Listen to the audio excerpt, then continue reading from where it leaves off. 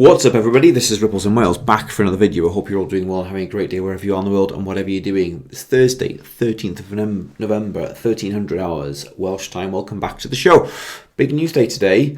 We've got the XRP ETFs going live, we've got the US government reopening, and we've got some news on the draft bills to do with taxonomy and clarity structure bills in the US to do with crypto. The wheels are starting to turn now, aren't we? And we've also, you can sense that, I'm going to use the word, we're coming into the storm. And I've referenced this many times. The storm is a very important part of the crystallization of the world that we want to see. We have to see a kind of how would I put it? I would put a meeting of the two worlds. Yeah, where two worlds collide. And of course, death and rebirth comes from ashes and fire. So expect the unexpected. Right, let's get on with the news. With the news of the market open, the government open, the market is open. You see the Bitcoin, this is on the daily, has reacted a little bit positively back at 102, but it's stuck in this range in between its bull market and its bear market support bands. The orange liquidity dance signal, these are Coins Kids, really good indicators that I'm using on here. You have to be part of this Discord to get them out. I would recommend it, actually, really good.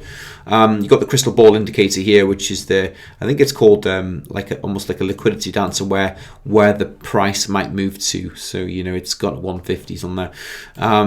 It's a kind of an indicator. An XRP on this same thing here, if I put the liquidity indicator on, or the crystal ball, it shows that the 4 and 5s is kind of expected, but I do expect a waddle out and for us to complete this range before, if we move that direction. I'm not even fussed at the slightest. In the markets today, we've had Telcoin absolutely ripping. Here it was up at pretty much, I think it was about 50% earlier on, not 80% in totals. I'll just click on the screen here, Telcoin. And that was coming out of news that it's having I think it's Nebraska, that it's now been classed as a digital asset bank. And so obviously the assets moved quite aggressively.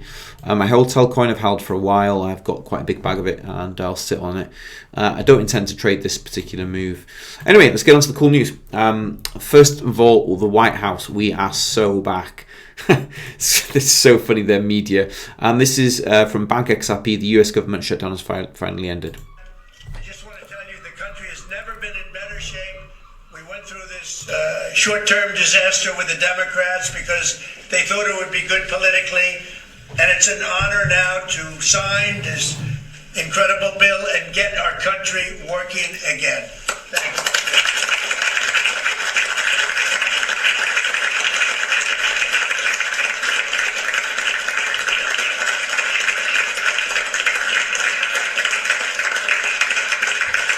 You might have noticed that it's the 13th of November, 1113.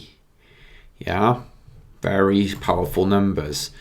Anyway, this is Digital Asset Investor at Digital Asset Buyer, one of the most consistent men on content I've ever met in my life. This guy's relentless. This is to do with a post that he posted on June the 10th.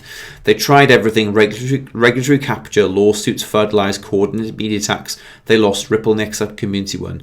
Now they get to see the XRP balloon underwater let go. Let the level playing field is here, and it's glorious. Lock in. Listen to this. You look at what's happening around the ETFs. Because, again, the headwinds and tailwinds, because we've had these headwinds, some aspects around XRP have been behind other L1s. That's now catching up. You're seeing inflows into existing ETFs. You're seeing more ETFs go live. You're seeing more talk about this new category we call digital asset treasury, the kind of micro strategy spin-offs, if you will, not literally, but kind of similar things.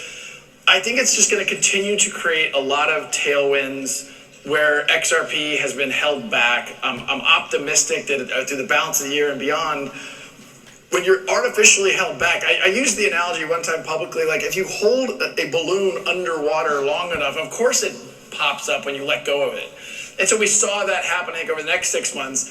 But now we're seeing a lot of the organic and in some case inorganic through Ripple's acquisitions, things pushing the industry, the community forward, the XRP ecosystem forward, that I think should really have a positive impact. Now, that is incredibly bullish. That was recorded posted in June, so I dare say it was the middle of the year. Now we're starting to get to the end of the year. We're seeing all the pieces come together, aren't we? I've done many videos on my Rumble channel. I will talk about that at the end, where we talk about how all the pieces are coming together. Now, on this particular channel where this is dropped, which is YouTube, I can only talk about the news and things like that, and I keep things really pretty much clean. But even from that side of things, Ripple's acquisitions, they're 4 major acquisitions, and everything that now is coming together on the XRPL with amendments, ETFs. We've got DAT Treasuries, Evernode. Is it Evernorth? Beg your pardon. And we're starting to see the coalescing of interest around the XRP community, an XRP ecosystem, and the XRP token, and the XRPL. When I say the ecosystem, it's the XRPL. This is the smart thing to keep your eyes on. And you couldn't get any more bullish than that, right? We've got tailwinds now. We've had headwinds, we've got tailwinds. And Ripple and XRP are in a very, very, very strong position coming into particularly the part of law. I mentioned on my Twitter page this morning, you might have seen the post regarding clarity, to do with law, to do with regulations. This is what will codify certain digital assets, the top batch. Let's have that. The long head rather than the short head rather than the long tail. The top 20 assets will likely be codified into a special framework of maybe commodities. We don't know yet. We'll find that out. And this is a new territory for me to learn. Anyway, this is by Jack the Rippler, and it's to do with Paul Barron with I think it's the Canary Capital CEO. Stephen McClurg. Yeah, it is. Yeah, I thought so. Let's have a listen to this.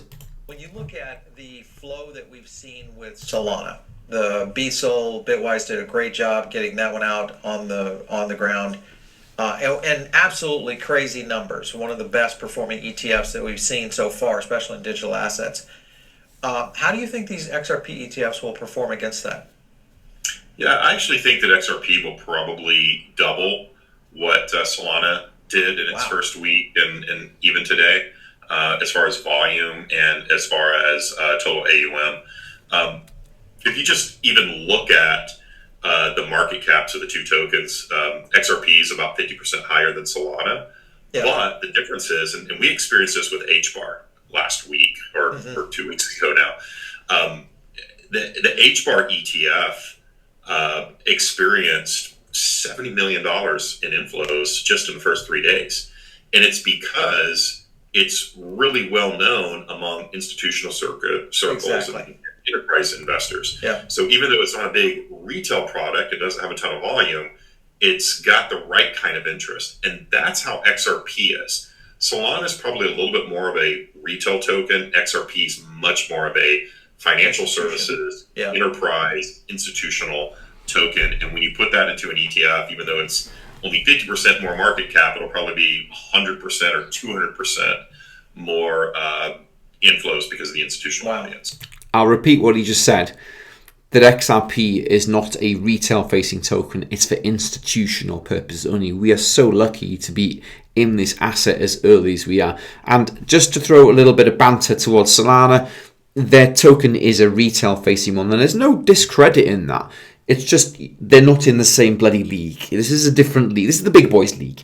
The XRPL is every corporate finance industry in the world. And Solana is your meme coins and throughput, fast throughput. It's another VC chain. Yeah, it's the respawning of Ethereum under the new brand controlled by the VCs, and Sui will be the next iteration of that, and so on and so forth. It's so obvious, and if you've been here for quite some time, and I like Solana. I trade in Solana. It's super useful chain when it's working, when it's not down. But anyway, we'll move on from that. All right, so Paul Barron here, and this is a bit of a timeline of kind of various ETFs. So this is the XRP ETF launch plus fees calendar. Now, November the 13th, we've got, which is today, Canary Funds, which is approved, it's going through. November 14th to 18th, we've got Franklin Templeton. November 19th, 20, Bitwise. 20th of November till 22nd, iShares and CoinShares. Late November, Grayscale. And so my word, that's 1, 2, 3, 4, 5, 6, 7. Wow, 7 in the space of November, and we were on the 13th of November as I record this, so the 17 days of this month to go, and we should have at least 7 of these potentially going live, and he's got some sort of, the percentage cost for using each one. Now, I'm not very familiar with ETFs. I've never used them. Have not been something I've used, but there's obviously a fee structure, and of course people will go more likely for the cheapest ones, or at least maybe they will. I don't know. And Chad Steingraber, this is the 11 DTCC ready XRP ETFs for launch. So there's 11 on there already. 21 shares, Pro Shares, Bitwise, Canary, Volatility, ETF, that's the T-Rex, Coin Shares, Amplify, T-Rex again, Osprey, Volatility, Franklin Templeton. Yeah, that's pretty damn cool. Now they're their tickers. Who's got the coolest ticker? That's pretty damn cool. XRPR, that's pretty damn sweet. The ticker is everything. It's like we use this in memes, Bitwise has just got an XRP ticker. What? Did they get that earlier or something? How can you have an ETF called XRP? That's wild.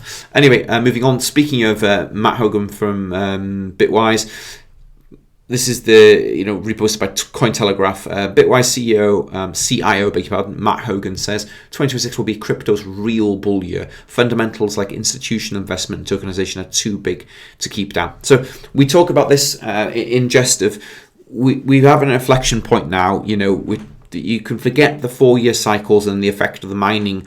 The mining having rewards on. Or block rewards on the markets to do with Bitcoin. The ETF inflows are far too dominant for that, even in Bitcoin's case. So we're going to see a change of structure now, and this is why we're in that kind of that transition phase, right, where everything's a bit weird and quiet in the market. You can see the crypto trader bro accounts don't really know which way to take this, because again, the market's going to have a bit more of a sensible aspect put onto it. So this is why you're seeing certain tokens spike, like particularly like Zcash and stuff like that. The market is looking for stuff to bet on, and there isn't much to bet on at the minute because we're just about to go through the regulation phase, much to their discernment. Mr. BXRP, I would like to formally welcome Wall Street to the XRP community. We spent many years and days and nights doing research, teaching others, defending XRP and the XRPL, and supporting Ripple as they push the XRP utility forward. Now lock in and educate your investors about XRP, the greatest digital asset ever created. DAI, fair play. Kendra Hill, if approved, this Senate bill would reclassify crypto as digital commodities and put the CFTC in charge. Now, that's massive. Okay, I'm not the legalese person to look at here. This is to do with the legislation that's going through. There's a draft bill, obviously, to do with the Clarity Act. I think people are calling it the Clarity Act structure bill. Clarity Act seems to be a kind of a various terminology cited around, but that's really interesting, right? They would be classed as digital commodities, and they put the CFTC in charge, reducing the SEC's role. That's from Kendra Hill. Anyway, on the topic of law, Watch Guru, Justin SEC Chairman Paul Atkins unveils token taxonomy plan to modernize crypto regulation, just as the US opens again for business. The SEC are like, let's go, let's get the token taxonomy. Token taxonomy is a posh word for structuring the market. Okay, what does what? What is what? And I do believe this comes very much into the focus and the purview of that Bearable Guy 123 Christmas scene that we talk about a lot on the Rumble channel. It would make sense if you were not listening to the Rumble videos, you'd come on there because I can explain things a lot further. Chad Steingraber, the SEC is moving ahead without the market structure bill. It's quite interesting. He's highlighted a text here.